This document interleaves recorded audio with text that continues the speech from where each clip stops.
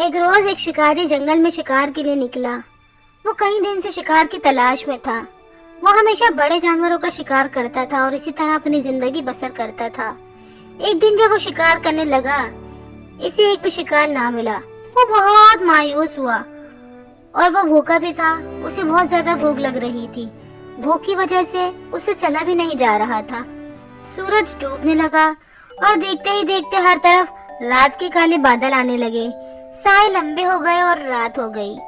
وہ وہیں ایک درخت کے نیچے لیٹا اور سو گیا۔ صبح چڑیوں کی چہچہاہٹ سے اس کی آنکھ کھلی۔ وہ ہمت کر کے اٹھا اور کچھ درختوں پر چڑھ کر جنگلی پھل توڑنے لگا۔ وہ انہیں کھانے لگا۔ وہ پھل بہت سخت تھے، مگر شکاری اتنا بھوکا تھا کہ جلدی جلدی بھوک کی وجہ سے کھانے لگا۔ جب اس نے پیٹ بھر کے پھل کھا لیے، پھر اسے پانی کی پیاس لگنے لگی۔ وہ پانی کی تلاش میں نکل پڑا۔ وہ چلتا رہا، دور تک چلتا رہا۔ اسے کہیں پانی نظر نہیں آ رہا تھا۔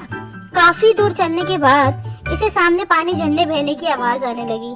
وہ تیز تیز چلنے لگا اور پانی کے تالاب پر پہنچ گیا۔ ابھی وہ پانی پی ہی رہا تھا کہ اس نے دیکھا ایک بہت ہی خوبصورت نرم و ملائم ہرنی کا بچہ بھاگتا ہوا پانی کی طرف آیا اور منہ نیچے کر کے پانی پینے لگا۔ وہ بالکل خاموشی سے اسے دیکھتا رہا اور جال تیار کرنے لگا۔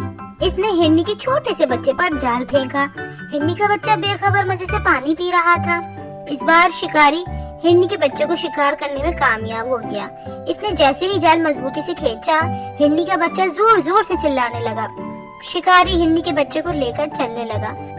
ابھی وہ آدھا راستہ ہی طے کر پایا تھا کہ پیچھے سے کسی کے منمنانے کی آواز آنے لگی، جیسے کوئی رو رہا ہے۔ شکاری ایک دم چونکا۔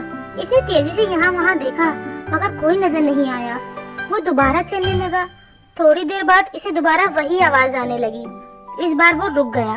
اس نے تیزی سے پیچھے مڑ کر دیکھا، ہرنی کے بچے کی ماں ہرنی اس کے پیچھے پیچھے منمناتے ہوئے آ رہی تھی، جیسے وہ فریاد کر رہی ہو کہ خدا کے لیے میرے معصوم بچے کو چھوڑ دو۔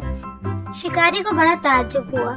ہرنی کے بچے نے جیسے اپنی ماں کو دیکھا، وہ فوراً اسے پہچان گیا اور زور زور سے آوازیں نکالنے لگا۔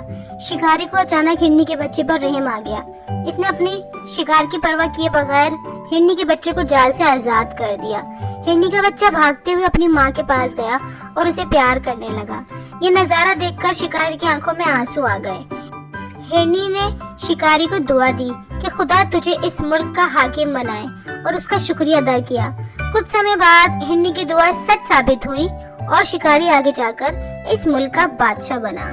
تو پیارے بچوں، اسی طرح کی مزے مزے کی کہانیاں سننے کے لیے ویڈیو کو لائک کریں، چینل کو سبسکرائب کریں اور زیادہ سے زیادہ اپنے دوستوں میں شیئر کریں۔